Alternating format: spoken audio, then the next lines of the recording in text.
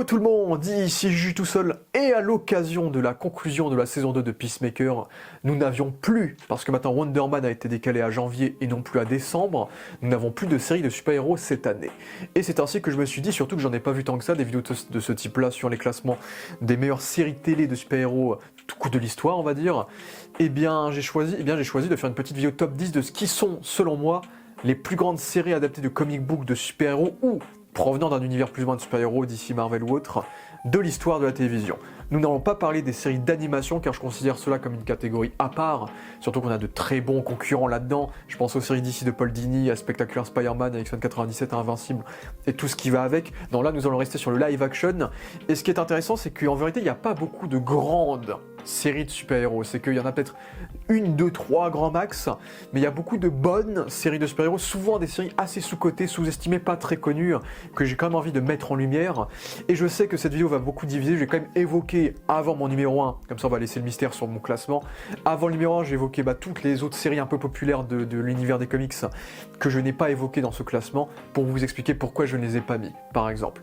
Déjà une chose que je peux déjà vous dire, je ne mettrai pas de séries qui ont été conçues avant les années 2000. Donc il n'y aura pas la série L'Incroyable Hulk des années 70, la série Wonder Woman des années 70 ou la série Batman des années 60, ni même les serials, donc les feuilletons de l'époque des années 40-50, tout simplement parce que objectivement parlant, les séries télé étaient conçues avec des méthodes et une qualité d'image bien plus différentes que maintenant, où là maintenant on s'approche de plus en plus du cinéma dans beaucoup d'aspects, et objectivement c'est assez compliqué de critiquer beaucoup de ces œuvres qui sont devenues cultes en grande majorité pour beaucoup d'éléments, sauf foncièrement leur qualité, comme le Batman de 66, qui est connu pour son ton kitsch, sans que forcément la série en elle-même soit absolument incroyable. Donc voilà, donc nous allons parler de séries qui ont été créées après les années 2000 grand max, et donc c'est ainsi que je vais commencer par le numéro 10, Sandman, donc la série de Sandman. Donc une vidéo va arriver sur la série de Sandman parce que la dernière saison est sortie cette année et parce que j'en ai fait une vidéo qui sera regroupée dans les bilans de toutes les séries télé que j'ai vues cette année en 2025. Et donc de Sandman, certains pourront dire que ce n'est pas vraiment une série de super-héros, je suis d'accord, mais c'est une série qui se déroule techniquement dans l'univers Vertigo de l'univers DC, avec des personnages existants de l'univers DC comme Constantine, comme le personnage de Sandman lui-même qui est en vérité un héritier plus ou moins dans l'histoire des comics du super-héros Sandman de la Justice Society of America. Donc on reste quand même dans un univers plus ou moins de DC Comics. Mais j'en ai un peu marre des séries divines centrées sur des adolescents qui ont des pouvoirs divins, sur des enfants, sur des machins comme ça. Je trouve ça super intéressant qu'on fasse une série sur des divinités, se concentrer sur des divinités, où on humanise des divinités et on montre leur vie habituelle, leur quotidien, les enjeux qu'ils doivent faire face nuit et jour. Et c'est ce qu'on a dans Sandman. Si vous êtes intéressé par les divinités, que ce soit... on touche surtout à des divinités fictives qui ont été créées par Neil Gaiman, notamment les Endless, les Infinis, que sont Sandman et ses frères et ses sœurs, du coup, sa famille. Et... c'est une série qui est visuellement assez impressionnante, je trouve. C'est que la photo est assez magnifique et les effets spéciaux sont assez réussis. Très très beaux effets spéciaux, très très beaux visuels, notamment le monde des rêves de Dream, du coup, de Morpheus, l'effet de ses pouvoirs. Et il y a des séquences qui jouent avec des jeux d'échelle, il y a des personnages en numérique comme des dragons et des choses comme ça, qui sont super bien faits. Donc moi, je trouve que le budget de la série, on sent que Netflix a mis du pognon, et c'est pour ça qu'ils ont voulu arrêter la série au bout de la saison 2, parce que ils n'auraient pas accepté d'en faire une troisième avec autant de pognon. Et surtout, c'est une série qui respecte énormément le comic book du coup de Neil Gaiman. Nous n'allons pas parler ici des accusations qu'a eu Neil Gaiman, nous allons juste parler de l'œuvre en elle-même de Sandman. Donc c'est une série qui est très fidèle aux œuvres des comics de Sandman. Si vous avez lu les comics ou vous regardez des vidéos qui récapitulent un peu les comics sur YouTube, vous verrez qu'il y a beaucoup de plans qui sont copiés-collés et beaucoup des arcs qui sont quasiment adaptés à la case près des comics Sandman, notamment qu'en saison 2 ils ont dû sacrifier énormément de volumes du comics, mais ils ont réussi quand même à garder les volumes les plus essentiels quant au développement du personnage de Morpheus, le protagoniste de la série, jusqu'à sa conclusion en saison 2. Donc même la saison 2 qui est censée aller plus vite que la première, arrive quand même à garder un rythme assez lent, pesant, pesé et cohérent avec l'intrigue générale de la série. Ce qui fait que, entre la musique qui est magnifique, les effets visuels, la réalisation qui est plutôt honnête pour une série télé, le casting aussi qui est assez fou, c'est que tu as George Geoffrey de Game of Thrones, tu as Mark Hamill qui fait une voix, tu as Patton Oswalt qui fait une voix, tu as Stephen Fry qui est un grand acteur et pas que acteur britannique, tu as Boyd Holbrook, tu as Jenna Coleman, et bien sûr, là j'en oublie tant d'autres parce que je le fais rapidement, mais bien sûr du coup le protagoniste du coup Morpheus interprété par Tom Sturridge, et donc beaucoup La série ne peut ne pas être pour vous déjà parce que elle est extrêmement woke pour ceux qui ont du mal avec ça. Et j'avoue que c'est pour ça qu'elle n'est pas première parce que c'est vrai que parfois je trouve la série assez artificielle dans le fait où il y a beaucoup de recast de personnages qui ont changé de sexe ou d'ethnie par rapport aux comics. Il y a beaucoup de relations entre même sexe ou qui vont un peu partout. C'est un monde multicolore, on va dire, Sandman, on va dire. Je pense que si vous faites partie de la communauté LGBT, c'est une série qui peut totalement vous plaire. Après, j'ai trouvé ça un peu forcé, sans que ça me dérange non plus, parce qu'on est nous sommes dans des univers de dieux, on croise beaucoup de royaumes de dieux différents, et les dieux, surtout les divinités, donc par exemple le grec, sont connus bien sûr pour être androgynes, et c'est-à-dire que du coup ils peuvent intervertir de sexe en sexe et avoir des rapports avec n'importe quel individu, que ce soit animal ou du coup humain. Donc pour moi, c'est pas incohérent avec la thématique de la série. Après, j'ai trouvé ça un poil forcé, mais c'est pas du tout ça qui m'a dérangé. Mais ce que je trouve intéressant, c'est vraiment le développement qu'ils ont mis sur le personnage de Morpheus, qui est un personnage froid, divin, strict, qui va s'humaniser au fil de la série, avoir des émotions et devenir presque juste un humain avec des pouvoirs, et donc on va voir sa déchéance vers cette humanité qui va faire de lui une sorte de personnage assez touchant, malgré sa divinité, sa surpuissance. Et à côté de ça, vous avez beaucoup de fillers, vous avez beaucoup de petites histoires, surtout en première saison. Sur saison 2, ils ont tout enlevé pour être sûr de finir l'histoire de Dream en particulier. Mais en saison 1, vous avez beaucoup de petits fillers, de petites histoires qui ne sont pas reliées aux intrigues principales, du coup, qui vous racontent des petites histoires intéressantes. Il y a un épisode qui est fait en animation, par exemple. Il y a un épisode sur un écrivain. Il y a des épisodes où ça crossover avec des grandes célébrités de diverses époques de notre humanité, de notre histoire humaine. Donc, de Sandman, même si c'était pas une série parfaite, pas tous les acteurs me plaisent, et comme j'ai dit, j'ai quelques réserves, et beaucoup d'entre vous peuvent vous ennuyer ou peuvent ne pas être pris par le délire, parce que le rythme peut être assez lent, le ton peut être assez froid, on va dire, mais c'est une série de fantasy qui est assez forte, assez intéressante, et franchement, je ne peux que vous la recommander, notamment si vous aimez la série Netflix. On est totalement dans le comics, on est totalement dans l'esprit de comics, voilà. Ensuite, en numéro 9, et je tenais à le dire, Doom Patrol, donc la série qui appartenait au DC Universe, qui a ensuite été exportée sur HBO Max. Une série trop peu connue, notamment à côté des autres séries qui étaient sorties dans la plateforme DC Universe à l'époque, comme Titans, qui est une immondice abyssale, l'une des pires séries jamais conçues de super-héros. Titans, c'est un affront, et pourtant c'est celui qui est devenu le plus populaire parce que c'était très edgy et gore.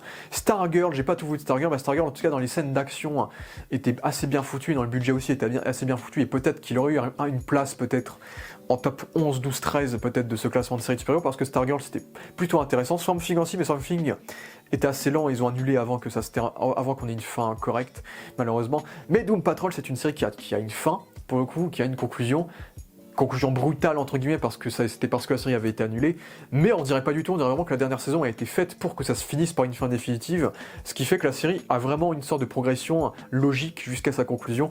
Et Doom Patrol, c'est un peu les X-Men avant l'heure, ça a été créé avant les X-Men, faut savoir, en comics.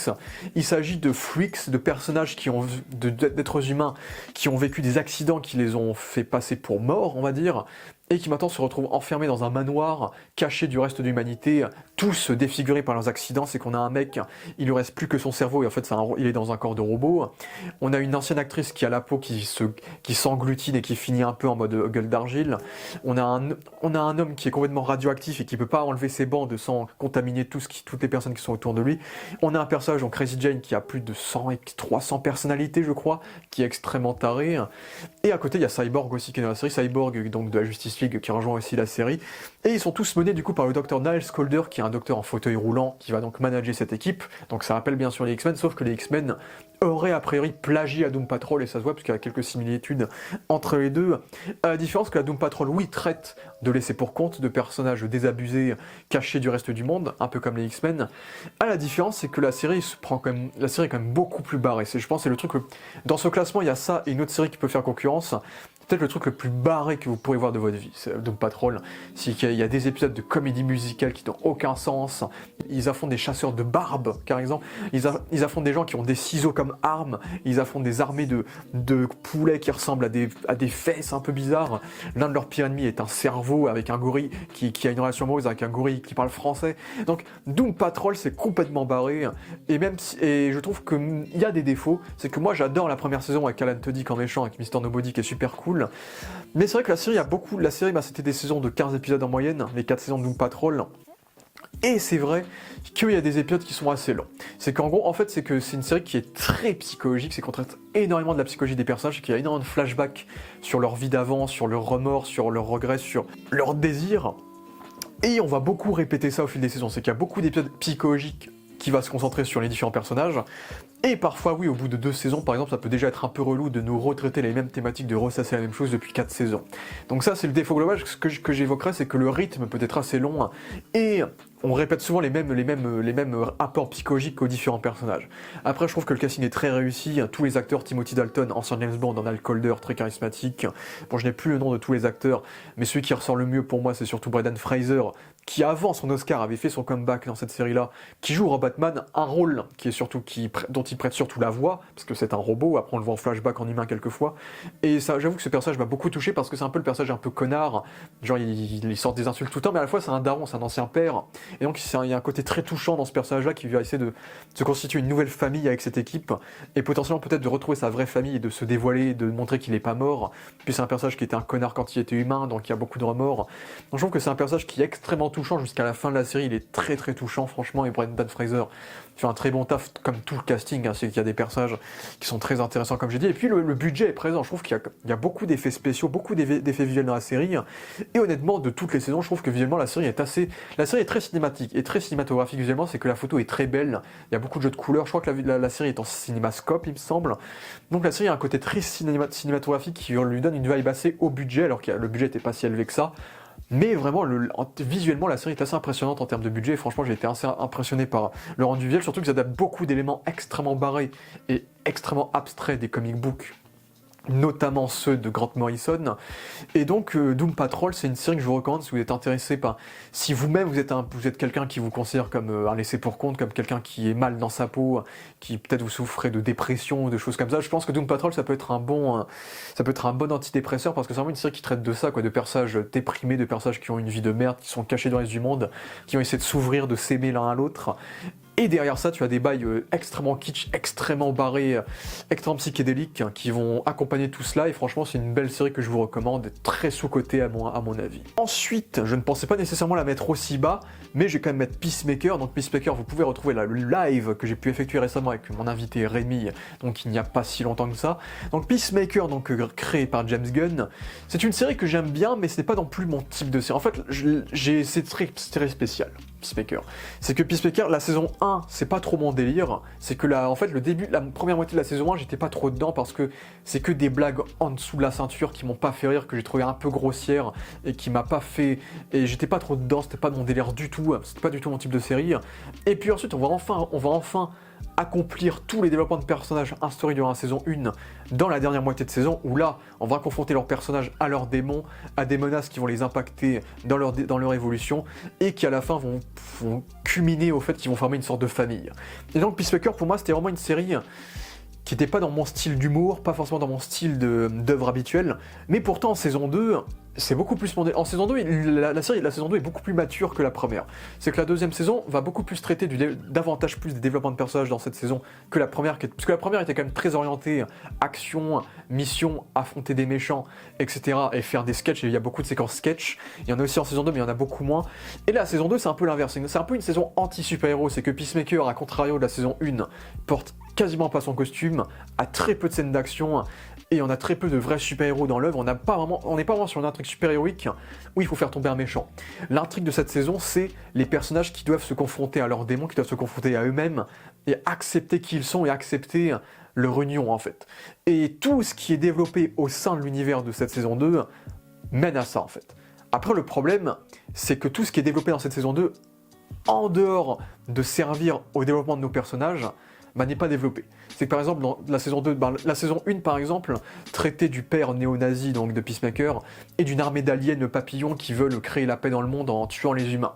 Et du coup c'est une saison assez simple où du coup il faut battre les méchants, donc les néo-nazis, les aliens, etc. Mais qui ont quand même offrir une remise en question psychologique à Peacemaker par rapport au fait qu'il s'appelle Peacemaker, que maintenant il remet en question totalement sa mission de héros, etc. Mais ça restait une fin où ils avaient gagné et puis ensuite ils faisaient leur vie. Saison 2, il n'y a pas de vrais grands méchants, il n'y a pas de menace à battre, à la fin ils ne gagnent pas vraiment, à la fin leur victoire c'est que maintenant ils savent qui ils sont et ils ont enfin trouvé un but à leur vie. Donc c'est une série qui est très encore une fois, antidépresseur, un peu comme Doom Patrol, c'est assez similaire dans le ton au final, moins barré quand même que Doom Patrol, même s'il y a des trucs barrés dans Peacemaker. Et à côté de ça, la saison 2 par exemple traite d'univers parallèles, il y a des twists intéressants par rapport à cet univers parallèle, mais le problème c'est que l'univers parallèle ne sert qu'au développement de Peacemaker, mais on va pas développer l'univers parallèle elle-même qui sera juste un canevas pour le développement de Peacemaker. Et ça, on peut trouver ça décevant, comme toute la partie avec Rick Flag Senior, l'Argus et la vengeance qu'ils ont contre Peacemaker et tous les plans qu'ils ont qui vont teaser la suite de l'univers, qui aussi sont assez rushés dans le développement, c'est que on développe beaucoup les personnages principaux, mais on rush pas mal le développement des personnages secondaires malheureusement dans cette saison 2, ce qui fait qu'à la fin de cette saison, on a un gros épilogue au lieu d'avoir un vrai final concluant, et on se dit, on a eu un vrai build-up d'émotions très réussi, mais à côté, la saison ne m'a pas donné un sentiment de satisfaction tel que j'aurais aimé l'avoir. Mais à côté de ça, paradoxalement, j'ai été plus fan de la 2 que de la 1, parce que j'étais plus pris par les thématiques et par les relations entre les personnages. Surtout qu'on a des personnages très mémorables, notamment John Cena dans son meilleur rôle, Jennifer Holland très très bien en art courte, Vigilante, une fois sur deux il me saoule, ça dépend. Et donc des personnages comme Adebayo très attachantes et des persos plus secondaires assez sympas, Economos, etc. Donc on suit Egli qui est aussi assez cool comme personnage, si on peut appeler ça un personnage. Du coup c'est une série qui vraiment est très unique dans la sphère super-héroïque et qui a percé grâce à ça, grâce à son générique qui est complètement jamais vu dans l'univers des super-héros. Le style rock'n'roll et la BO rock'n'roll qui est présente aussi dans l'œuvre, l'humour très gore, très violent, très en dessous de la ceinture comme je l'ai dit. Et puis le côté un peu The Office de la mise en scène avec une caméra embarquée qui ne s'arrête jamais, rend la série assez unique, ce qui fait que c'est une série qui mérite sa place dans le top, même si malheureusement elle n'est pas parfaite pour moi. Donc ensuite en numéro 7, c'est ainsi que je vais donc parler de The Penguin, donc la série spin-off à The Batman de Matt Reeves.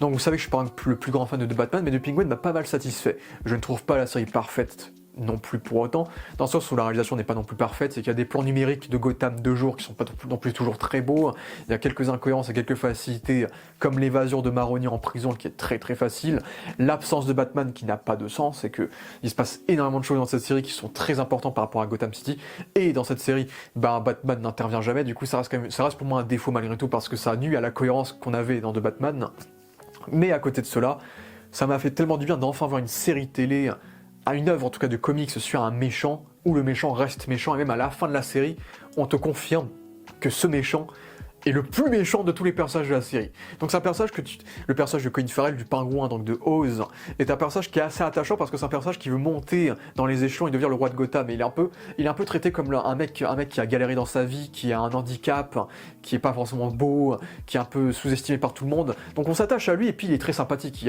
C'est un personnage qui est assez comique, qui est assez cynique, etc. et qui a une relation assez touchante avec le personnage de Victor, qui va être son poulain durant tout le long de l'œuvre.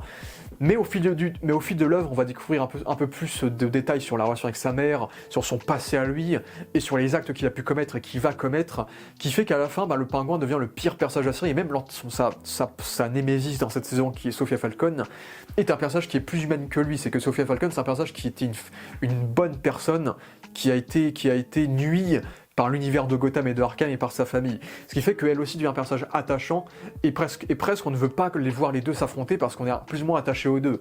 Même si à la fin nous aurons la réponse sur qui est le vrai méchant dans l'histoire, même si la série reste ambiguë parce que tout le monde est méchant dans l'histoire, il n'y a pas de gentil dans l'histoire du tout dans cette série.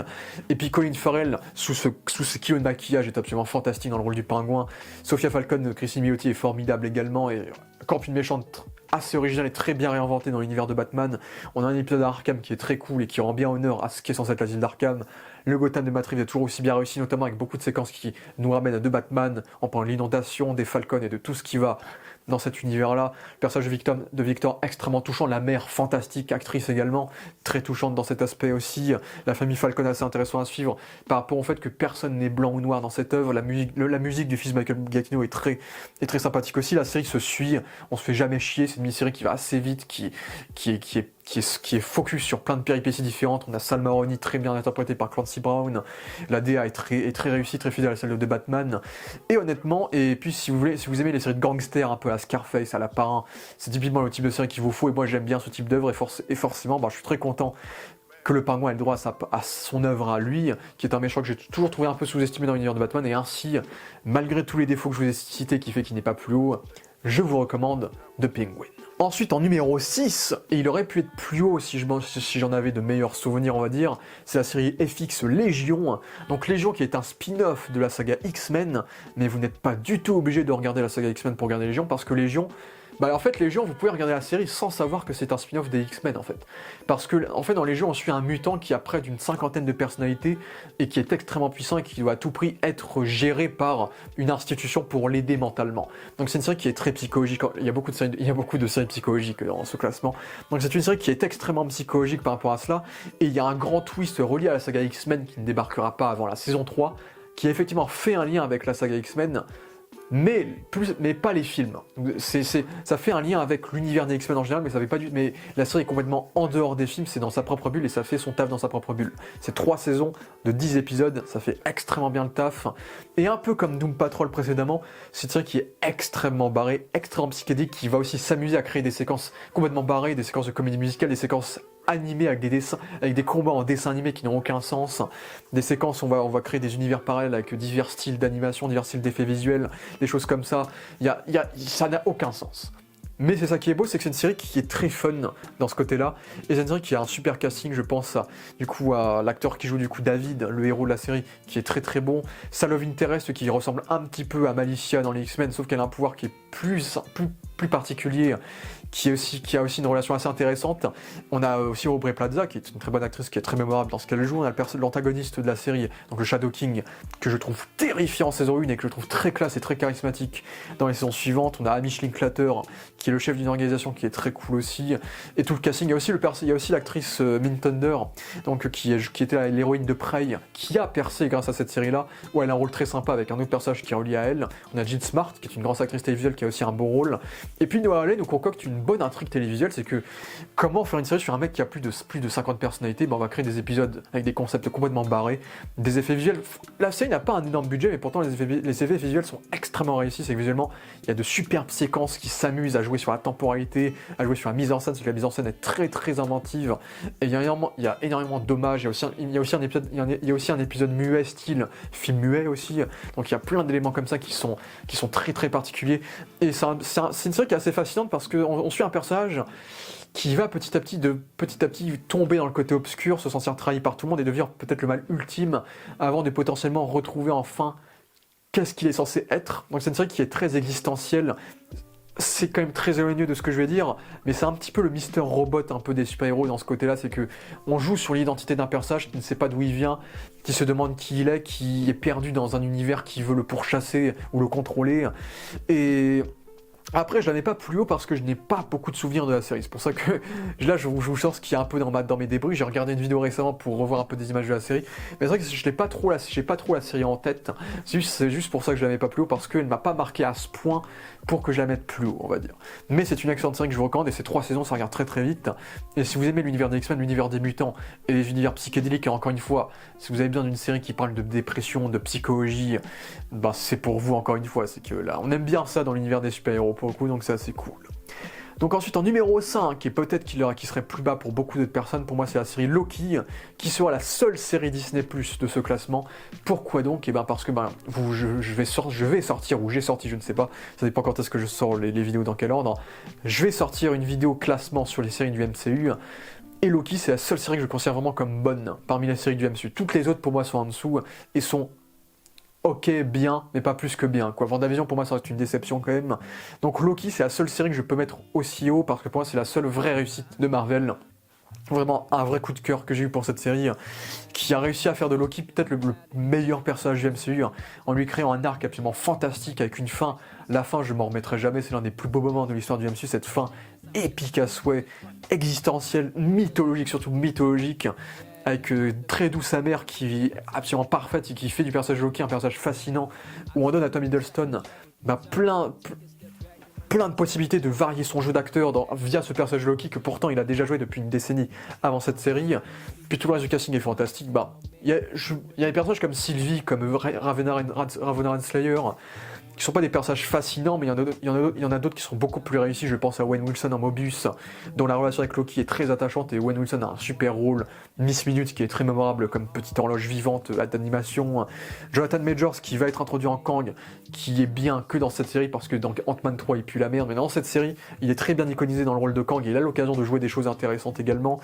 Et puis la DA est super cool, la DA un peu très Doctor Who, avec cette espèce de monde extrêmement rétro présenté par la TVA, avec plein d'astuces rétro très très cool. Et on a aussi Ki-Woo Kwan qui sortait d'un Oscar, qui est excellent aussi dans cette série. Et donc on joue en fait c'est la seule œuvre du multivers de Marvel quasiment, MCU, qui ne joue pas sur le fanservice, qui n'a pas besoin du fanservice pour proposer une bonne histoire du multivers. Et c'est ce qui rend la série très très cool, c'est que on va exploiter le multivers pour exploiter la mythologie, la psychologie de nos personnages, de personnages qui ne savent pas d'où ils viennent, qui sont prédestinés à faire quelque chose, qui vont rencontrer des variants qui ont vécu un peu la même histoire qu'eux ou des histoires différentes, qui vont créer d'autres cheminements pour chacun de ces personnages-là. Donc c'est une série qui est aussi assez existentielle dans cet aspect-là, peut-être moins psychologique que les autres quand même, ça reste beaucoup plus accessible, mais la BO est incroyable, j'adore la bande-son de la série, des 2 saisons j'adore la bande-son, la série est très bien mise en scène, les visuels sont très cool comme j'ai dit, on a des reconstitutions d'époque et d'univers, parce que c'est une série où on voyage beaucoup, qui est très très cool, et même la saison 2 qui est censée être une saison un peu plus huis clos, un peu plus fermée, un peu plus dans l'urgence, et bien malgré ce côté huis clos, la mise en scène est excellente, et on ressent ce côté urgence, et on est avec les personnages, on est avec l'histoire, et l'histoire est allaitante, quoi. C'est qu'on est à fond dedans, jusqu'à une conclusion absolument folle, que ce soit en saison 1 ou en saison 2. Donc Loki, pour moi, c'est largement la meilleure série du MCU, donc de Disney+, à l'heure actuelle, donc je ne peux que vous la recommander assez largement. Ensuite, je vais placer Superman et Lois, et j'en ai parlé tellement de fois sur mes réseaux, j'en ai fait une review que je ne peux que vous recommander, mais pour moi, Superman et Lois, c'est la meilleure œuvre live, c'est objectivement, pour moi, si vous aimez l'univers de Superman, je dis bien, si vous aimez l'univers, puisque Richard Donner, objectivement, serait meilleur, bien sûr, mais si vous aimez l'univers de Superman, c'est la meilleure œuvre sur Superman en live action que j'ai jamais vue. C'est que Tyler Hoechlin, Elizabeth Tulloch dans le rôle de Lois, je les trouve tellement parfait. Pour moi, c'est déjà les meilleures versions de leurs personnages en live action. On n'a jamais fait mieux. Alors, et ce qui me surprend, c'est que Tyler Hoechlin ne ressemble pas vraiment physiquement à Superman, au Superman classique.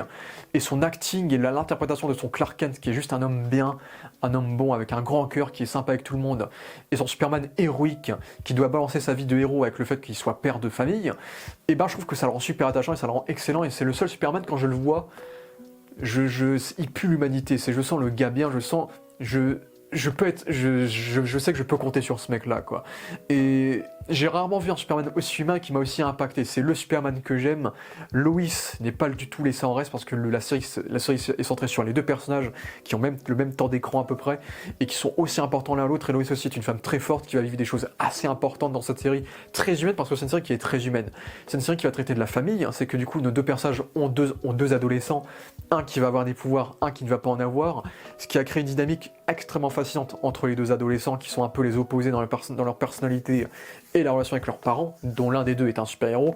Et du coup, pour la CW, là où d'habitude on va créer beaucoup de couples amoureux pour faire une série CW un peu teenage, oui, il y a un peu de ça, mais c'est souvent au profit de thématiques assez adultes, assez rudes, assez matures, qui fait qu'on est sur une série qui est assez authentique dans ces thématiques.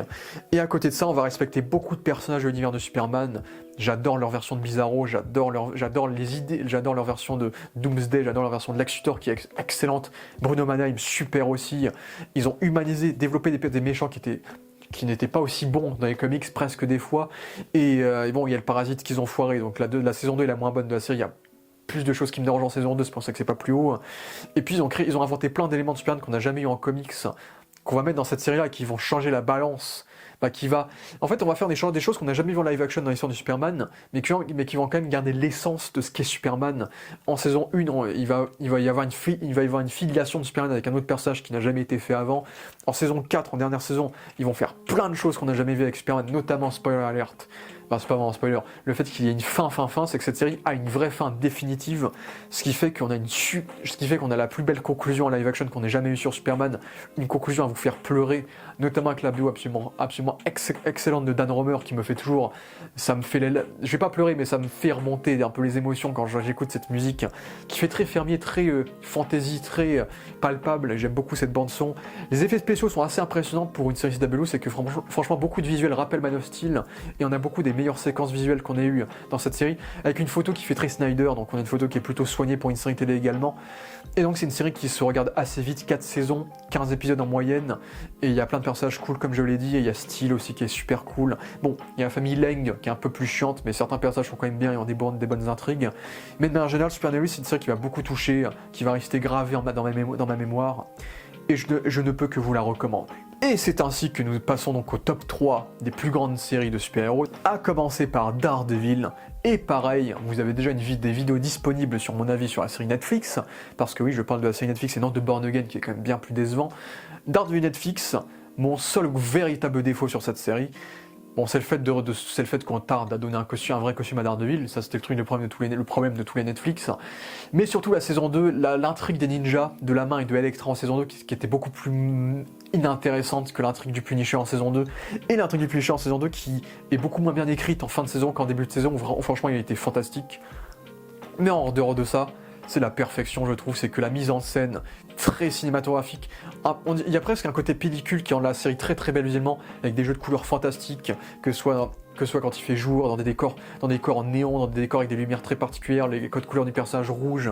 La série est absolument sublime visuellement, c'est magnifique.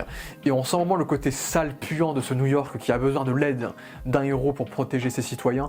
On sent vraiment ce côté-là avec un Charlie Cox qui est né pour jouer Daredevil, qui est fantastique. Encore une fois, je répète trop ce mot-là, il faut que j'arrête. On exploite parfaitement tout ce qui rend Daredevil le fascinant, c'est le côté avocat, le côté boxeur, le côté religieux bien évidemment, le côté super-héros, le côté handicap bien sûr. On exploite parfaitement tous ces éléments-là pour construire un personnage absolument extraordinaire, tout comme son antagoniste principal qui est Vincent D'Onofrio, le Caïd. Mais le Caïd, l'un des plus grands méchants de l'histoire de la télévision, dans cette série en tout cas, parce qu'après il est beaucoup moins bien dans le MCU, mais fantastique méchant, on voit une sorte de grand enfant qui se retient, qui se contient, qui veut péter un plomb, mais qui a une forme de douceur qui le rend très touchant malgré tout avec la relation avec Vanessa. Même si pas toutes leurs intrigues sont excellentes, Karen et Foggy sont des personnages aussi assez touchants, assez intéressants, qui aident notre personnage principal à garder son humanité. Et puis il y a plein de personnages qui sont très intéressants. Le personnage de Renadim en saison 3, John Berthold qu'on a introduit en Punisher en saison 2 qui a volé le show bien sûr, Bullseye en saison 3 qui était trop fort, trop cool et qui était une bonne réinvention du personnage. La BO est absolument fantastique aussi avec le générique iconique de Netflix, de cette série Netflix. La structure, c'est que même si c'était des saisons de 13 épisodes avec des épisodes souvent d'1 heure, hormis la saison 2 qui était imparfaite, j'étais toujours dedans. Et puis on a adapté beaucoup d'éléments cultes des comics, hein, la main, donc les origines de Daredevil par Frank Miller, Bullseye par Frank Miller, Born Again, tous ces éléments-là cultes des comics, le comics Born Again, hein, je dis bien. Et donc franchement pour moi ça crée une série qui est devenu culte avec le temps, qui pour moi fait partie du haut du panier de ce que Netflix nous avait proposé à l'époque, même si maintenant la série est sur Disney+, et non plus sur Netflix.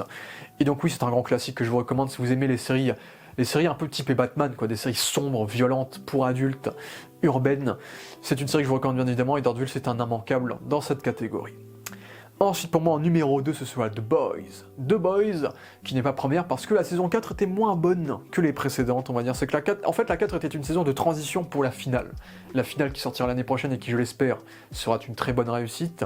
Et donc, à partir de là, The Boys n'est pas une série parfaite, mais c'est une série qui est très cool, parce que c'est une série qui arrive à étendre les thématiques du comics, qui à la base était une série sur des comics, hein, c'est une série qui critiquait l'industrie du comics, et va l'étendre à toute l'industrie de la célébrité, du show business et de l'industrie aussi audiovisuelle, parce qu'on va beaucoup parodier les films d'ici, les films Marvel, les plateformes de streaming comme Disney+.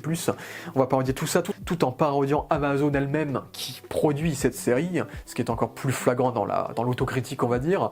Et donc The Boys, c'est une série qui est très cool, notamment parce qu'on a un excellent casting, hein, je trouve, notamment les Seven, qui sont les personnages les plus intéressants de la série. Hein. Homelander, pour moi, est peut-être le nouveau plus grand méchant de l'histoire de la télévision actuelle.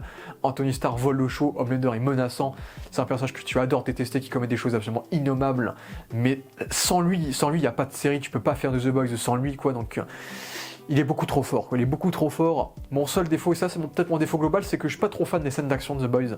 C'est qu'en fait, souvent les scènes d'action, je trouve démystifient des personnages qui sont censés être surpuissants. C'est que Homelander, quand il y a des scènes d'action contre le Homelander, on dirait pas qu'il est aussi puissant qu'on nous le fait comprendre. C'est qu'on te dit que personne peut le battre, au final on voit qu'il y a des gens qui arrivent comme à lui botter le cul quand même.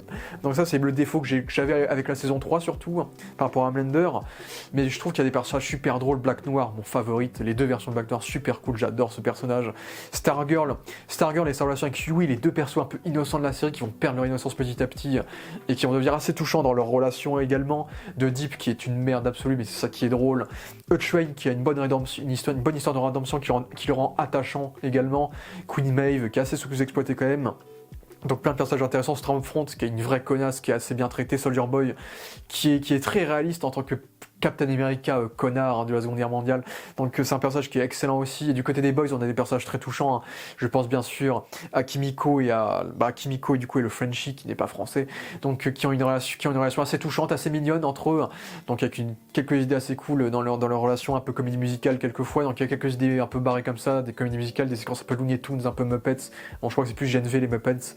Mais bref, donc il y a des séquences aussi assez barrées dans The Boys qui sont assez marrantes. Surtout qu'on adore parodier les super-héros connus. C'est que on a des parodies de Batman, des parodies de Spider-Man, des parodies de personnages cultes de l'univers des comics. Sauf que là, on va les traiter de façon gore, dégueulasse et complètement sans code moral, ce qui rend la parodie drôle et parfois dérangeante, on va dire. Et puis on a bien sûr des personnages cool comme aussi Mother's Milk et Billy Butcher, donc le protagoniste ambigu des The Boys, qui est aussi très charismatique, qui a cette relation fascinante avec le Homelander qui le rend très attachant, mais qui à la fois est un personnage très ambigu dans ce côté connard qui est prêt à buter n'importe qui. Donc c'est une série qui parle beaucoup de discrimination, qui reflète beaucoup bien sûr notre période actuelle, puisque c'est une série qui est presque devenue une grosse autocritique du mandat Trump. Du coup, Homelander est devenu une sorte d'allégorie de Donald Trump également. Donc c'est une série qui tape beaucoup sur la politique américaine, qui tape beaucoup également sur des idéaux qu'on a pu avoir durant la Seconde Guerre mondiale, et qui va taper sur beaucoup d'éléments politiques et parodier beaucoup de périodes politiques qu'on a pu avoir aux États-Unis, notamment la scientologie, des publicités un peu bizarres qui ont fait polémique, et plein d'éléments comme ça. Il y a beaucoup de guests assez fun parfois qui pop dans la série également, beaucoup de parodies à ce qu'on aime, et la série est très violente, pas aussi violente que le comics, c'est que c'est aussi ça qui fait que la série est pas mal, c'est que le comics va souvent dans l'over the top de la violence, et va souvent plus privilégier la violence et le graphisme plus que l'histoire que le comics raconte. Là où la série va quand même développer plusieurs thématiques différentes du show business avec nos différents personnages qui seront donc plus que juste des grosses victimes, mais seront des personnages qui auront leurs arcs narratifs et leur apport et leur conclusion qui sera potentiellement intéressante en saison finale, on l'espère. Et donc à partir de là, The Boys c'est une série que je vous recommande, c'est une série qui a vraiment changé la donne dans une période où les super-héros commençaient à saouler les gens, et c'est pour ça que je la place ici en seconde position, et j'espère que la dernière saison ne va pas me faire regretter cette position. Donc à partir de là, avant de vous parler de ma numéro 1 en termes de série télé, il faut que j'évoque bien sûr les séries que je n'ai pas mis dans ce classement. Comme vous pouvez le voir, hormis Superman et Lois, qui n'est pas non plus vraiment une série du Arrowverse, parce qu'elle est hors univers, je n'ai mis aucune série du Arrowverse.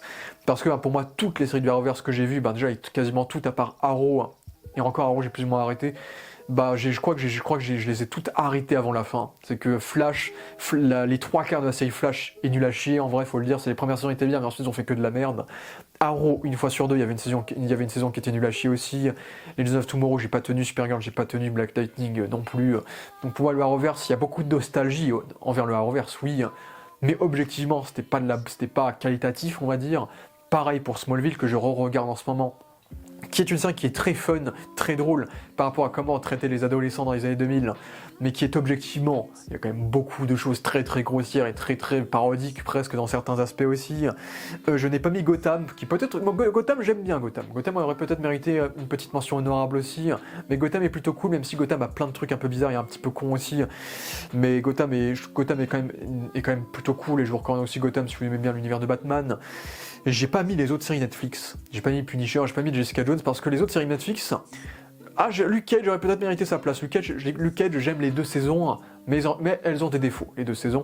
Là où Punisher, toutes les autres séries ont au moins une saison qui est un peu bordélique en fait. Punisher saison 1 c'était bien, la 2 était pas ouf. Jessica Jones, il y a que la saison 1 qui vaut le coup en vrai. Iron Fist, il y a rien qui vaut le coup, Defenders non plus. Donc Netflix aussi, je pouvais pas les garder. Agent de Carter, c'était pas mal aussi. Donc voilà, Inhuman, jamais je vais mettre ça dans la liste. Donc il y a des œuvres qui auraient peut-être mérité leur place dans ce classement. The Tick, mais The Tick c'était pas mon délire, j'ai pas tenu longtemps devant aussi. Donc voilà un peu pour toutes les mentions honorables. Et donc j'aimerais terminer cette série, ce classement, avec une grosse mention honorable du coup que je considère comme la 11e position de mon classement parce que j'ai beaucoup d'affection pour cette série, qui dans mon cœur est plus haut, mais qui dans le côté objectif des séries que j'ai vues de super-héros tout court, bah pour moi les 10 que j'ai mis méritent leur position. C'est Agents of Shield que j'adore. C'est un peu mon Smallville à moi, c'est que j'ai grandi avec, j'ai tout regardé en direct, j'ai jamais lâché la série, j'ai toujours été pris dedans, j'ai toujours été extrêmément attaché par les personnages. C'est que c'est une série qui démarre mal, c'est que la saison 1 est un peu décevante et c'est à cause de ça que la série est devenue un peu un outsider après la saison 1. Mais dès qu'on a les événements de Captain America 2 qui vont se crossover avec le Shield de cette série, la série va devenir très intéressante, plus impactante, plus dramatique, avec des thématiques plus sombres. C'est qu'on va avoir des connexions très très cool avec le MCU, mais moins il y a de connexions, plus la série devient qualitative paradoxalement. Et puis c'est une série qui a mal commencé parce qu'en fait on nous introduit des personnages qui sont tous des stéréotypes. Le couple scientifique un peu timide, l'asiatique qui fait du karaté, la hackeuse super jolie, le beau gosse, etc. Tous ces personnages vont quitter leurs clichés au fil des saisons pour devenir des personnages ultra complexes, ultra inattendus dans leur arc narratif et très mémorables. C'est le personnage de Sky que vous avez rencontré en saison 1. Vous ne pouvez pas prédire ce qu'elle va devenir. Grant Ward, le twist sur lui le rend encore plus intéressant du peu qu'il l'était avant. Et pour moi, Phil Coulson est le meilleur personnage de l'histoire du MCU.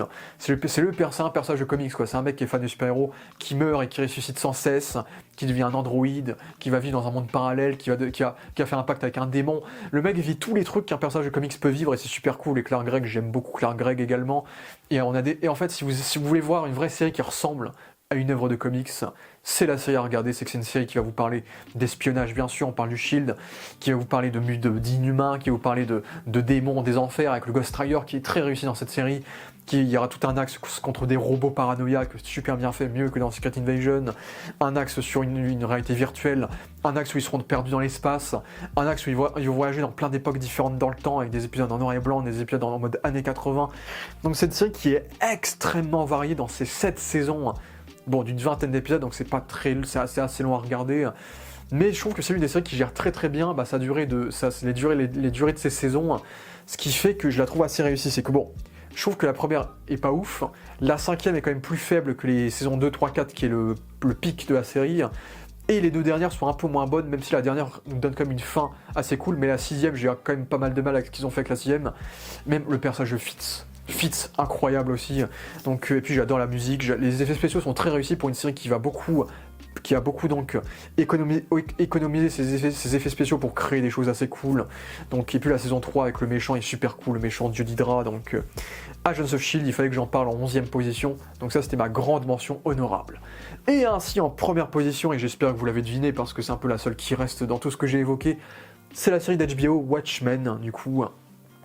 Donc la série Watchmen de Damon Lindelof qui a fait ma série préférée de Leftovers et qui a fait Lost. Donc que de la qualité là-dedans. Bon, mais il a aussi coécrit Prometheus, mais ça c'est autre chose. Mais Watchmen, moi j'adore le comics, j'adore le film de Snyder qui est mon film de super-héros préféré. Peut-être que le comics c'est mon comics préféré aussi. Donc c'est un univers que j'adore. Et le défi même de faire une série qui pourrait se prétendre être une suite aux comics qui est si complexe, si politique, si varié dans les genres qu'il adopte pour adopter une histoire de super-héros qui va au-delà de juste le genre du super-héros, eh bien ils ont réussi leur pari, quoi. Ils ont réussi leur pari en créant une série absolument fantastique. Donc j'adore ce beau maintenant depuis les 4 Fantastiques.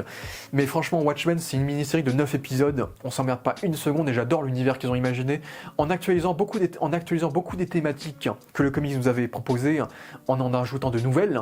C'est que le comics parlait beaucoup de la guerre froide de Nixon et de l'identité des justiciers. Maintenant, cette saison-là, à contrario, va donner des masques à des serviteurs de la loi comme la police.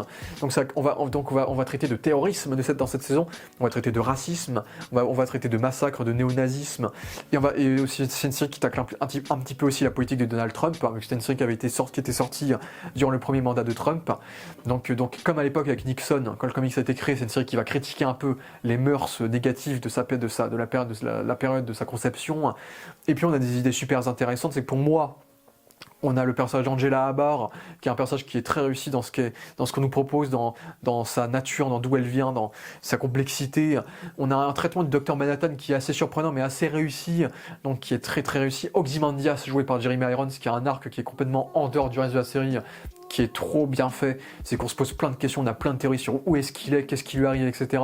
Et c'est assez fun et c'est assez réussi, et l'essence du personnage est totalement respectée, comme l'essence du personnage du Spectre soyeux, qui ressemble presque à son père le comédien, la manière dont on va détruire l'héritage de Rorschach en créant des gangs de suprémacistes, les thématiques politiques, le fait qu'on ait un personnage que j'aime beaucoup, joué par Tim Blake Nelson, qui est une conséquence directe des événements de Watchmen et qui a un PTSD qui a donné peut-être l'un de mes épisodes préférés de série télé avec l'épisode 5.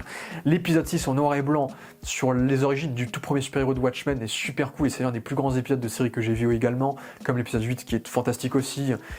Et c'est une série qui traite très très bien de l'utopie, de la dystopie qu'elle nous présente, une dystopie où le Vietnam fait partie donc des États-Unis, et donc c'est une série qui va traiter de beaucoup d'éléments assez frappants et qui va utiliser sa dystopie pour traiter de thématiques très actuelles, avec une sublime musique par Atticus Ross et Trent Reznor, une mise en scène extrêmement bien maîtrisée avec de superbes séquences assez mémorables, et donc un vrai hommage à beaucoup de personnes, notamment au massacre de Tulsa qui est traité dans cette série et qui est mise en lumière par cette série, qui nous permet donc de faire un devoir de mémoire aussi très intéressant. Bon, le final est un peu décevant. Le final, beaucoup ont adoré le final parce que le final imbrique tout ce qu'il faut imbriquer dans tous les éléments qui ont été posés. Parce que Watchmen, c'est une vraie série à théorie, à suspense. Il y a des fois on comprend rien de ce qui se passe et tout va trouver une réponse au bout d'un moment. Après, le final m'a un petit peu déçu, c'est qu'il y a certains éléments que j'aurais aimé être mieux traités de façon un peu plus un peu plus intéressante, avec un peu plus de subtilité, on va dire. Mais néanmoins, le dernier épisode reste quand même assez réussi. Et pour moi, la série Watchmen est une grande série. C'est le chef-d'œuvre des super-héros, c'est la grande série qu'HBO nous a proposée du côté des super-héros.